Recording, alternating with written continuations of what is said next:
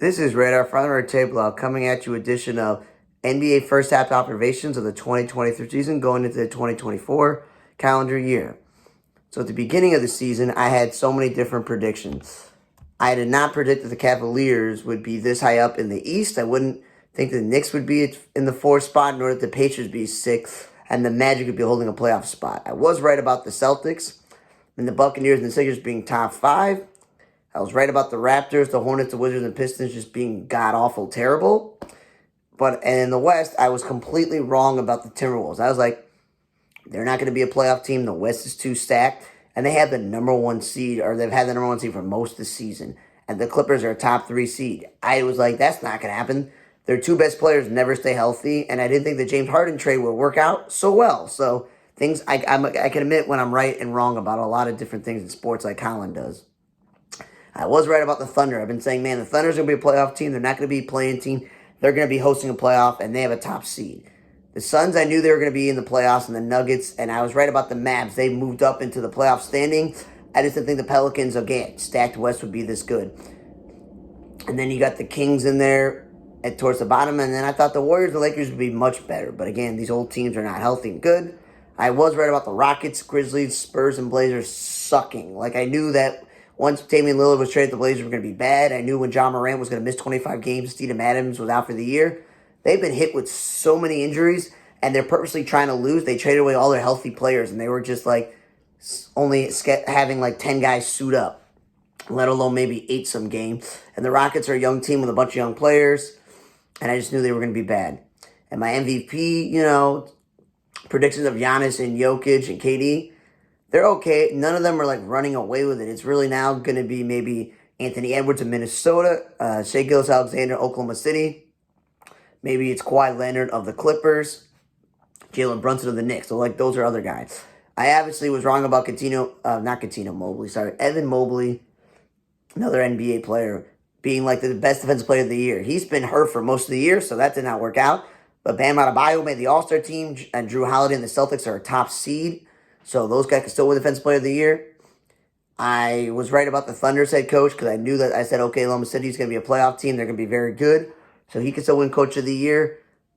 And obviously Eric Spoelstra always gets the most out of his talent.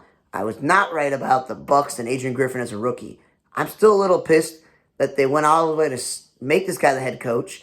Then they fired him 30 games into the season, and they have a winning record. They're one of the best teams in the East. So, of course, he can't win can't win Coach of the Year because he got fired.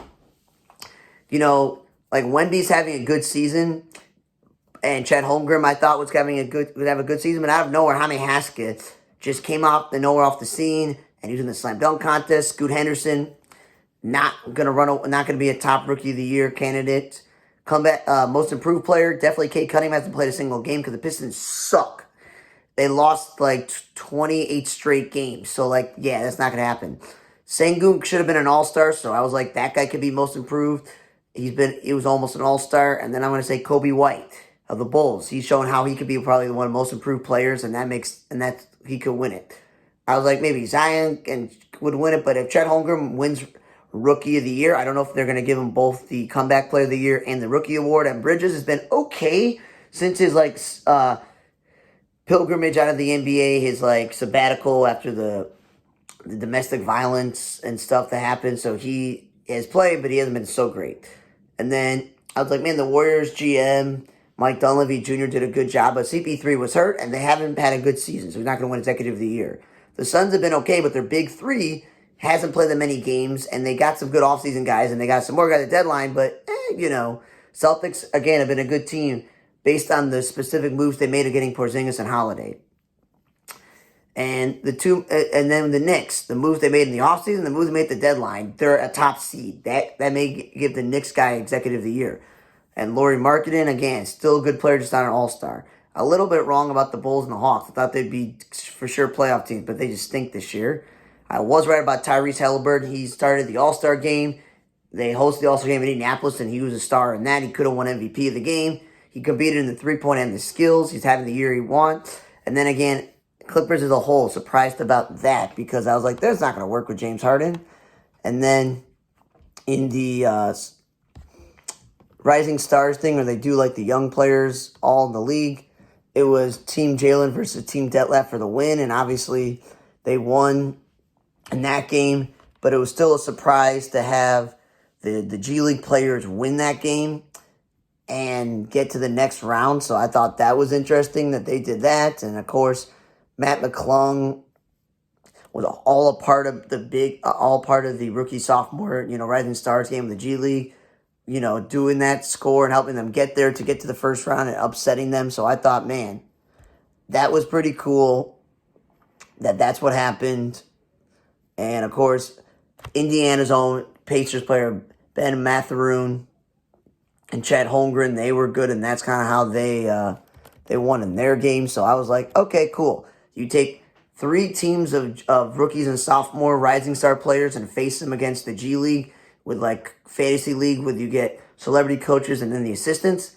That's a fine change up to the format. I got no problem with that. It was exciting because there actually was defense. They were trying their best. They were really competitive games. Jalen Rhodes' team that won the whole thing, they were like down, like for the first game. They came back to win. That was impressive. And again, the G League team getting to the championship game, that's impressive.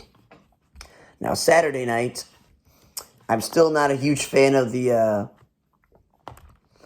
skills competition, being where you have a shooting, then you have a passing, and then you had a tiebreaker, and you have the all first round picks of Anthony Edwards and Wembanyama and Chero on a team, and then you had Team Indiana with Miles Turner, Martin, and the Tyrese Halliburton we mentioned on a team. So like they got those guys going off against each other, and then they had the guys who were like made the All-Star team and stuff, like Trae Young and his team, and I was like, okay, cool, we get it, they have skills, but like I knew that I predicted that Tyrese Halliburton and Indiana was going to win. I just didn't think they'd have to waste all this time with all the extra stuff there. And then the slam dunk contest, obviously, having Matt McClung defend his title was great. Jaylen Brown being an all-star, having youngsters Jaime Haskins who could be a top rookie this year when they do the voting, and Obi Toppin's brother. Now that was cool. Jaime Haskins dunked over Shaq. There's a lot of different things going. There was some weird, YouTube celebrity in the game, but that was still pretty cool. That all of them, even when they missed it, they were still pretty good. Then they had Steph facing Sabrina Ionescu, and he won, but she had the amount of points that someone in the actual thing had. And of course, Damian Lillard wins a 3-point shootout. And again, most of the competition was all-star. Malik Beasley was the only non-all-star, and it was a very competitive thing because Trae Young, Karl-Anthony Towns, the guy who won it before, and a guy who could win it, all were in it. Tyrese Halliburton, who is in the home crowd, was in there. There was a 4-way tie, and they had to do a tiebreaker for that. That took time, but that was still interesting. And yeah, it was just, I thought the Saturday Night Festivities was a good night. They took forever with the skill and the having the whole shooting competition between the two of them. I feel like that could be definitely a waste when it used to be the Shooting Stars competition with an NBA All-Star, or if they take a Rising Stars player with a former player and they take a WNBA player and they shoot on the court, time things, different spots. That was fun, and they've been trying to fill that, and I do like the Steph versus Ionescu, and the thing about next year having Damian Lillard join it and getting Caitlin Clark, that's cool. Then we get to the All-Star game where instead of Tyrese Halliburton winning the game, Damian Lillard won the trophy because he went off and stuff from Milwaukee, and there was no defense. They were controlled for most of it. No team has ever scored 200. The previous was 196. They scored. There was actually no defense. It was definitely very boring there. Halliburton did have 32 points, 7 rebounds, 6 assists, and 10 3-pointers, and Lillard had 39 points and 6 assists, and Karl-Anthony Towns had 50 points and 8 rebounds coming off the bench. So, I'm glad they got rid of the, honoring a Kobe Bryant in a way like this, where there's a target score, Elam score, shot clock being turned off. It was always a little bit confusing in this stuff, and they did play some defense, but they didn't play enough.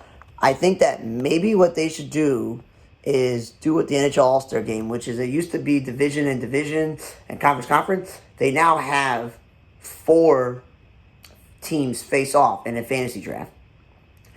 And They play like 2 halves, and then like the winner of each of those games goes on and faces the winner of the other game for the final. And those games were highly competitive. They were really fun. Most of them went to overtime in the hockey, which is probably rare to have it and do that. And that would be fun. And make the number of NBA All-Stars, not 12 for each team, make it 15, 16, 17, 18, because half the guys don't play that many minutes. Like Steph and LeBron are not going to play many minutes. Some of these guys, you want to keep them healthy for the second half of the season, and they're already in the competitions earlier in the previous nights. Like, more of the All-Stars, the better. It's not going to hurt anyone at the end of the day. If a guy really deserves it, he should be an All-Star. But yeah, I'm a man who can admit that I did not think that the Clippers and the Timberwolves would be this good. That I can admit the Lakers and the Warriors being this bad. In the East, the Knicks being that up there in the top. And the Sixers, Bucks, and Celtics still being good. But then like the Bulls and the Hawks stinking. And the Pacers and the other teams being better. But again, these are the observations of what happened in the first half. I always predict things before the start of the season, and then not always necessarily are the things that happen. But it is what it is, because again, you never know what's going to happen. I was right about Memphis. All the injuries and John Morant's suspension, I knew they were going to be terrible. It is what it is. Thanks for listening to First Half's observations of the 2023 to 2024 NBA season. For On the Radar and Tape Block, I'm Radar. See you guys next time.